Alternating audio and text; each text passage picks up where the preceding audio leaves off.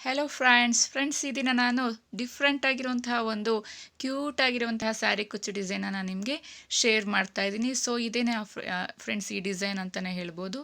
ತುಂಬಾ ಕ್ಯೂಟ್ ಆಗಿದೆಯಲ್ಲ, ಸ್ವಲ್ಪ ಡಿಫ್ರೆಂಟಾಗೂ ಕಾಣಿಸ್ತಾ ಇದೆ. ಈ ಡಿಸೈನ್ನ ನಿಮಗೆ ಹೇಗೆ ಹಾಕೋದು ಅಂತ ನಾನು ನಿಮಗೆ ಹೇಳ್ಕೊಡ್ತೀನಿ. ಹೀಗೆ ನನ್ನ ಗೃಹಿಣಿಯ ಕಲಿಕೆ ಚಾನಲ್ ನೋಡ್ತಾ ಇರಿ friends. Hello friends, welcome back to ಗೃಹಿಣಿಯ ಕಲಿಕೆ. ಫ್ರೆಂಡ್ಸ್, ಈ ಡಿಸೈನ್ನ ಹೇಗೆ ಹಾಕೋದು ಅಂತ ನೋಡೋಣ ಬನ್ನಿ. ಮೊದಲು ನಾನು ಅದಕ್ಕೆ 6 ಎಳೆ ಪಿಂಕ್ ಕಲರ್ ದಾರವನ್ನು ನಾಟ್ ಬ್ಯಾಕ್ ಸೈಡ್ಗೆ ಬರೋ ಥರ ಸ್ಯಾಂಪಲ್ ಪೀಸ್ಗೆ ಲಾಕ್ ಮಾಡಿಕೊಂಡು ಪಕ್ಕದಲ್ಲಿ ಇನ್ನೊಂದು ಸಿಂಗಲ್ ಕ್ರೋಶವನ್ನು ಮಾಡ್ಕೊತಿದ್ದೀನಿ. ಸಿಂಗಲ್ ಕ್ರೋಶವನ್ನು ಮಾಡಿ ಆಗಿದೆ. ನೆಕ್ಸ್ಟ್ ನಂತರ ನಾನಿಲ್ಲಿ ಒಂದು ರಿಂಗ್ ಬೀಡನ್ನು ತೊಗೊತಾ ಇದ್ದೀನಿ.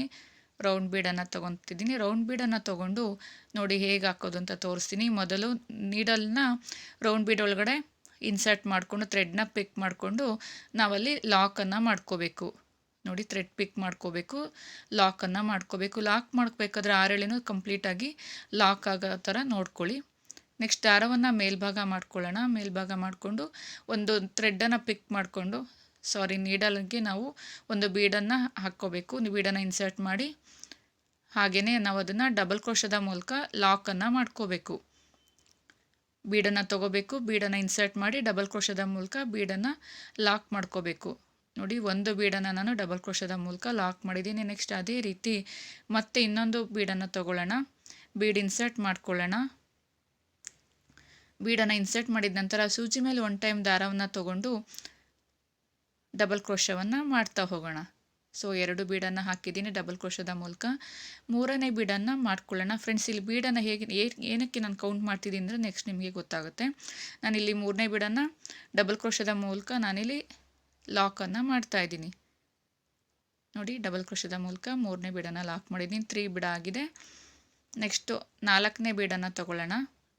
4ನೇ ಬೀಡನ್ನು ಸಹ ಇನ್ಸರ್ಟ್ ಮಾಡಿದ್ದಾಗಿದೆ. ಡಬಲ್ ಕ್ರೋಶದ ಮೂಲಕ ಅದನ್ನು ಸಹ ನಾವಿಲ್ಲಿ ಲಾಕನ್ನು ಮಾಡ್ಕೊಳ್ಳೋಣ. ಈ ಥರ ಕೌಂಟ್ ಮಾಡೋದ್ರಿಂದ ನಿಮಗೆ ನೆಕ್ಸ್ಟ್ ಇನ್ನೊಂದು ಇದೇ ಸೇಮ್ ಡಿಸೈನ್ನ ಮಾಡಬೇಕಾದ್ರೆ ನಿಮಗೆ ಕನ್ಫ್ಯೂಷನ್ ಆಗೋದಿಲ್ಲ. ಸೊ 4 ಬೀಡನ್ನು ಹಾಕಿದ್ದಾಗಿದೆ. ನೋಡಿ, ತೋರಿಸಿದ್ದೀನಿ 4 ಬೀಡ ಆಗಿದೆ. ಈಗ 5ನೇ ಬೀಡನ್ನು ತೊಗೊಳ್ಳೋಣ. 5ನೇ ಬೀಡನ್ನು ಸಹ ಹಾಗೆಯೇ ಇನ್ಸರ್ಟ್ ಮಾಡ್ಕೊಳ್ಳೋಣ. ನಿಧಾನವಾಗಿ ಇನ್ಸರ್ಟ್ ಮಾಡ್ಕೋಬೇಕು, 6 ಎಳೆನೂ ಕಂಪ್ಲೀಟಾಗಿ ಹೋಗಿರಬೇಕು. ಸೊ 5ನೇ ಬೀಡನ್ನು ಸಹ ಡಬಲ್ ಕ್ರೋಶದ ಮೂಲಕ ನಾನಿಲ್ಲಿ ಇನ್ಸರ್ಟ್ ಮಾಡ್ತಾ ಇದ್ದೀನಿ. ಡಬಲ್ ಕ್ರೋಶದ ಮೂಲಕ ನಾನಿಲ್ಲಿ ಬೀಡನ್ನು ಲಾಕ್ ಮಾಡ್ಕೊಳ್ಳೋಣ. ಸೊ 5 ಬೀಡಗಳನ್ನು ನಾನಿಲ್ಲಿ ಡಬಲ್ ಕ್ರೋಶದ ಮೂಲಕ ಲಾಕ್ ಮಾಡಿದ್ದೀನಿ. ನೆಕ್ಸ್ಟ್ 6ನೇ ಬೀಡನ್ನು ತೊಗೊಳ್ಳೋಣ. 6ನೇ ಬೀಡನ್ನು ಸಹ ಇದೇ ರೀತಿ ಇನ್ಸರ್ಟ್ ಮಾಡ್ಕೊಳ್ಳೋಣ.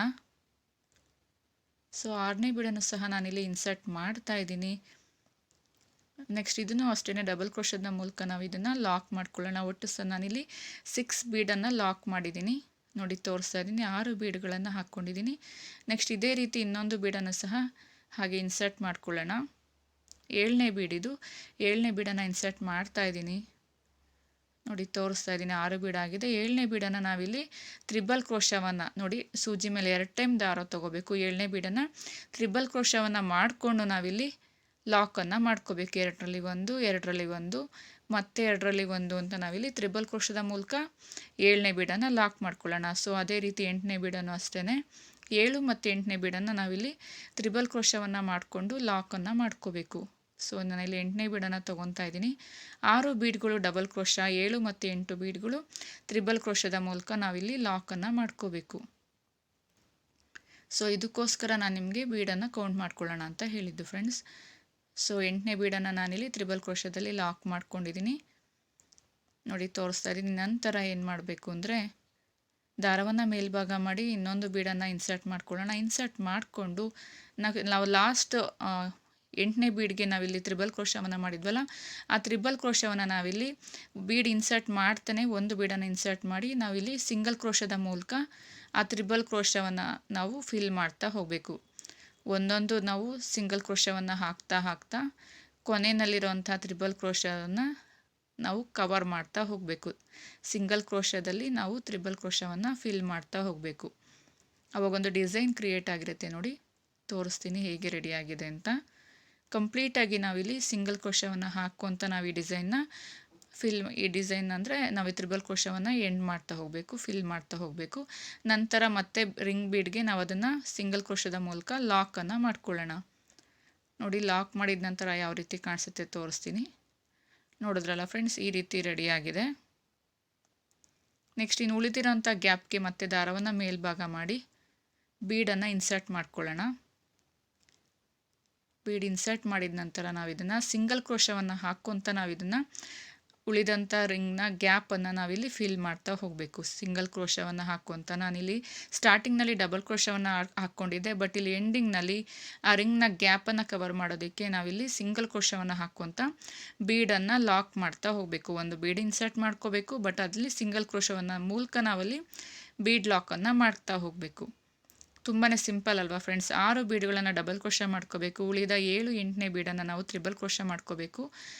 ಕೊನೆ ತ್ರಿಬಲ್ ಕ್ರೋಶಕ್ಕೆ ನಾವು ಒಂದು ಬೀಡನ್ನು ಹಾಕಿ ಅದನ್ನು ನಾವು ಸಿಂಗಲ್ ಕ್ರೋಶದ ಮೂಲಕ ಕವರ್ ಮಾಡಬೇಕು. ಉಳಿದಂಥ ರಿಂಗ್ ಬೀಡ್ನ ಗ್ಯಾಪಲ್ಲಿ ನಾವು ಒಂದೊಂದು ಬೀಡನ್ನ ಹಾಕ್ಕೊಂತ ನಾವು ಸಿಂಗಲ್ ಕ್ರೋಶದಲ್ಲಿ ಆ ರಿಂಗ್ನ ನಾವು ಸಿಂಗಲ್ ಕ್ರೋಶವನ್ನು ಹಾಕ್ಕೊಂತ ನಾವು ಅದನ್ನು ಕವರ್ ಮಾಡ್ತಾ ಹೋಗಬೇಕು.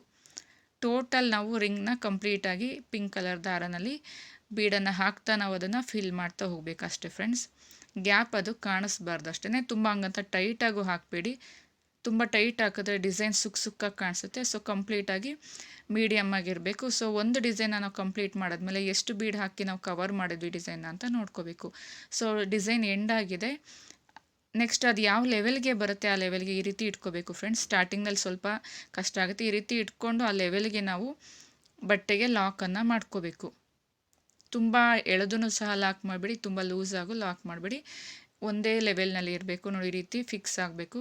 ರೆಡಿ ಆದಮೇಲೆ ಈ ರೀತಿ ಕಾಣಿಸುತ್ತೆ, ನೋಡ್ತಾ ಇದ್ದೀರಲ್ಲ. ನೆಕ್ಸ್ಟು ಇದನ್ನು ನಾವು ನೆಕ್ಸ್ಟ್ ಕಂಟಿನ್ಯೂ ಮಾಡ್ಕೊಳ್ಳೋಣ. ಹಾಗೆ ಚೈನ್ಗಳನ್ನು ಹಾಕ್ಕೊಳ್ಳೋಣ.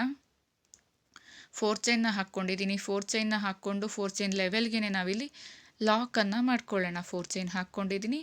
4 ಚೈನ್ ಲೆವೆಲ್ಗೆ ನಾವಿಲ್ಲಿ ಲಾಕನ್ನು ಮಾಡ್ಕೊಳ್ಳೋಣ. ಸೊ ಲಾಕನ್ನು ಮಾಡಿದ ಹಾಗೆ ಕಂಟಿನ್ಯೂ ಮಾಡ್ಕೊಳ್ಳೋಣ. ಮತ್ತೆ ಇನ್ನೊಂದು 4 ಚೈನನ್ನು ಹಾಕ್ಕೊಳ್ಳೋಣ.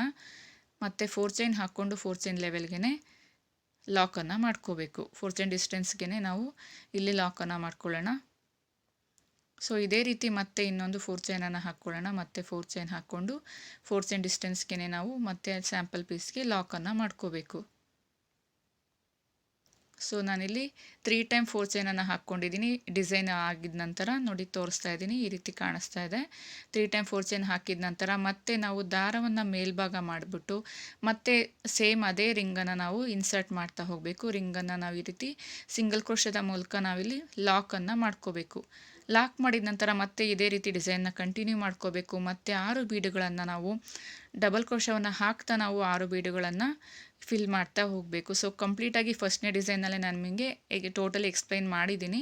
ಸೊ ಅದಕ್ಕೋಸ್ಕರ ಈ ನೆಕ್ಸ್ಟ್ 2ನೇ ಡಿಸೈನು ಸೇಮ್ ಡಿಸೈನ್ ಆಗಿರೋದ್ರಿಂದ ಸ್ವಲ್ಪ ಸ್ಪೀಡಾಗಿ ಹೇಳ್ತಾ ಹೋಗ್ತೀನಿ ಫ್ರೆಂಡ್ಸ್. ಸೇಮ್ ಅದೇ ಡಿಸೈನ್ 6 ಬೀಡುಗಳನ್ನು ನಾವು ಡಬಲ್ ಕ್ರೋಶದ ಮೂಲಕ ನಾವು ಬೀಡನ್ನು ಲಾಕ್ ಮಾಡ್ಕೋಬೇಕು. ಸೊ ಟೋಟಲ್ ನಾವು 6 ಬೀಡಗಳನ್ನು ಡಬಲ್ ಕ್ರೋಶದ ಮೂಲಕ ಲಾಕ್ ಮಾಡ್ಕೋಬೇಕು. 7, 8ನೇ ಬೀಡನ್ನು ತ್ರಿಬಲ್ ಕ್ರೋಶದ ಮೂಲಕ ನಾವು ಲಾಕ್ ಮಾಡ್ಕೋಬೇಕು. 6 ಬೀಡನ್ನು ಸೂಜಿ ಮೇಲೆ 1 ಟೈಮ್ ತೊಗೊಂಡು ದಾರವನ್ನು ಸುತ್ತಕೊಂಡು ಡಬಲ್ ಕ್ರೋಶದ ಮೂಲಕ ಲಾಕ್ ಮಾಡ್ಕೋಬೇಕು.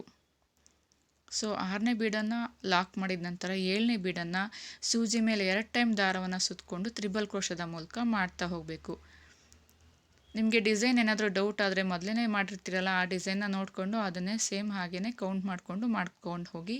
ನೋಡಿ 6 ಬೀಡ್ಗಳನ್ನು ಡಬಲ್ ಕ್ರೋಶದ ಮೂಲಕ ಲಾಕ್ ಮಾಡಿ ಆಗಿದೆ. ಇವಾಗ ನಾನು 7ನೇ ಬೀಡನ್ನು ಸೂಜಿ ಮೇಲೆ 2 ಟೈಮ್ ದಾರವನ್ನು ತೊಗೊಂಡು ತ್ರಿಬಲ್ ಕ್ರೋಶದ ಮೂಲಕ ನಾನಿಲ್ಲಿ ಲಾಕನ್ನು ಮಾಡ್ತಾ ಇದ್ದೀನಿ. ತ್ರಿಬಲ್ ಕ್ರೋಶ ನೋಡಿ ತೋರಿಸ್ತಾ ಇದ್ದೀನಿ. ತ್ರಿಬಲ್ ಕ್ರೋಶದ ಮೂಲಕ 3 ಟೈಮ್ ನಾವು ಅದನ್ನು ಬೀಡನ್ನು ಲಾಕ್ ಮಾಡಿದ್ರೆ ತ್ರಿಬಲ್ ಕ್ರೋಶ ಆಗುತ್ತೆ. 2ರಲ್ಲಿ 1, 2ರಲ್ಲಿ 1 ಅಂತ. ಸೊ ನಂತರ ಅದೇ ರೀತಿ ಇನ್ನೊಂದು ಬೀಡನ್ನು ಪಿಕ್ ಮಾಡ್ಕೋಬೇಕು. ಅದನ್ನು ಅಷ್ಟೇ ನಾವು ತ್ರಿಬಲ್ ಕ್ರೋಶದ ಮೂಲಕ ಬೀಡನ್ನು ಲಾಕ್ ಮಾಡ್ತಾ ಹೋಗಬೇಕು. 2 ಟೈಮ್ ತೊಗೋಬೇಕು. ಸೂಜಿ ಮೇಲೆ ದಾರವನ್ನು ಸುತ್ತಕೊಂಡು ತ್ರಿಬಲ್ ಕ್ರೋಶದ ಮೂಲಕ 8ನೇ ಬೀಡನ್ನು ಸಹ ಲಾಕ್ ಮಾಡ್ತಾ ಹೋಗಬೇಕು. 7, 8 ಬೀಡ್ ಬಂದ್ಬಿಟ್ಟು ತ್ರಿಬಲ್ ಕ್ರೋಶ, 1ರಿಂದ 6 ಬೀಡ್ ಬಂದ್ಬಿಟ್ಟು ಡಬಲ್ ಕ್ರೋಶ ನೋಡಿ ತೋರಿಸ್ತಾ ಇದ್ದೀನಿ. ನಂತರ ನೆಕ್ಸ್ಟ್ 8ನೇ ಬೀಡನ್ನು ಆಯ್ತಲ್ಲ, 9ನೇ ಬೀಡನ್ನು ಪಿಕ್ ಮಾಡಿಬಿಟ್ಟು, ಸೊ ಅಲ್ಲಿ ಯಾವುದನ್ನೇ ಮಾಡೋಂಗಿಲ್ಲ. ನಾವು ಲಾಸ್ಟ್ ಎಂಡ್ ಮಾಡಿದ್ವಲ್ಲ 8ನೇ ಬೀಡನ್ನು ತ್ರಿಬಲ್ ಕ್ರೋಶ, ಸೊ ಆ ತ್ರಿಬಲ್ ಕ್ರೋಶನ ಗ್ಯಾಪ್ನ ನಾವು ಸಿಂಗಲ್ ಕ್ರೋಶದ ಮೂಲಕ ನಾವಿಲ್ಲಿ ಕವರ್ ಮಾಡ್ತಾ ಹೋಗಬೇಕು. ಟೋಟಲಿ ನಾವು ಕಂಪ್ಲೀಟಾಗಿ ಇದನ್ನು ಕೊನೆಯಲ್ಲಿರೋಂಥ ತ್ರಿಬಲ್ ಕ್ರೋಶವನ್ನು ನಾವು ಸಿಂಗಲ್ ಕ್ರೋಶವನ್ನು ಹಾಕ್ತಾ ನಾವಿಲ್ಲಿ ಅದನ್ನು ಕಂಪ್ಲೀಟಾಗಿ ಫಿಲ್ ಮಾಡ್ತಾ ಹೋಗ್ಬೇಕಷ್ಟೇ. ಸೊ ಕಂಪ್ಲೀಟಾಗಿ ಫಿಲ್ ಮಾಡಿದ ಮೇಲೆ ನಾವು ಅದನ್ನು ರಿಂಗ್ ಬೀಡ್ನ ಒಳಗಡೆ ಒಂದು ಲಾಕನ್ನು ಮಾಡ್ಕೋಬೇಕು. ಒಂದು ಸಿಂಗಲ್ ಕ್ರೋಶದ ಮೂಲಕ ಲಾಕನ್ನು ಮಾಡಿಕೊಂಡ್ರೆ ಎಂಡ್ ಆಗಿರುವಂತಹ ಡಿಸೈನ್ ರೆಡಿಯಾಗಿರುತ್ತೆ. ಅಂದರೆ ಕೊನೆಯಲ್ಲಿರುವಂತಹ ತ್ರಿಬಲ್ ಕ್ರೋಶ ನಮಗೆ ಕಂಪ್ಲೀಟಾಗಿ ಫಿಲ್ ಆಗಿರೋದು ಕಾಣಿಸುತ್ತೆ.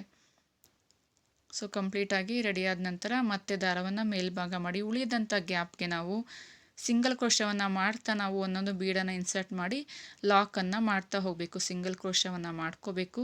ಒಂದೊಂದು ಬೀಡನ್ನು ಹಾಕ್ಕೊತ ನಾವಿಲ್ಲಿ ಲಾಕನ್ನು ಮಾಡ್ತಾ ಹೋಗಬೇಕು. ಸಿಂಗಲ್ ಕ್ರೋಶವನ್ನು ಒಂದೊಂದು ಬೀಡ್ ಇನ್ಸರ್ಟ್ ಮಾಡ್ತಾ ನಾವಿಲ್ಲಿ ಗ್ಯಾಪನ್ನು ನಾವು ಕವರ್ ಮಾಡ್ತಾ ಹೋಗಬೇಕು.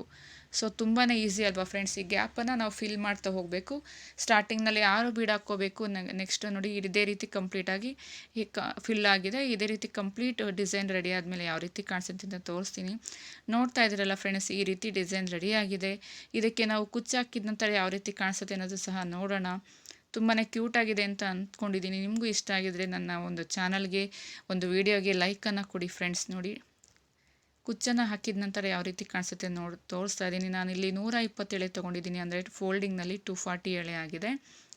ನಿಮಗೆ ಇನ್ನೂ ಶಾರ್ಟ್ ಬೇಕು ಅಂದರೆ ಶಾರ್ಟ್ ಮಾಡ್ಕೋಬೋದು ಕುಚ್ಚನ್ನು. ತುಂಬ ಶಾರ್ಟ್ ಮಾಡಿದ್ರೆ ಕುಚ್ಚು ಎಳೆ ಬಿಚ್ಚೋಗೋ ಚಾನ್ಸಸ್ ಇರುತ್ತೆ ಅಂತ ನಾನು ಸ್ವಲ್ಪ ಲೆಂತಿಯಾಗಿ ಬಿಟ್ಟಿರ್ತೀನಿ. ತುಂಬ ಲೆಂತಿನೂ ಬೇಡ. ಸೊ ಈ ರೀತಿ ಡಿಸೈನ್ ರೆಡಿಯಾಗಿದೆ ಫ್ರೆಂಡ್ಸ್. ನಿಮಗೆ ಇದು ಚಾನಲ್ ಇಷ್ಟ ಆಗಿದರೆ ಗೃಹಿಣಿಯ ಕಲಿಕೆ ಚಾನಲ್ಗೆ ಒಂದು ಲೈಕನ್ನು ಕೊಡಿ, ಸಬ್ಸ್ಕ್ರೈಬನ್ನು ಮಾಡಿ, ನಿಮ್ಮ ಫ್ಯಾಮಿಲಿ ಫ್ರೆಂಡ್ಸ್ಗೂ ಸಹ ಶೇರ್ ಮಾಡಿ ಫ್ರೆಂಡ್ಸ್.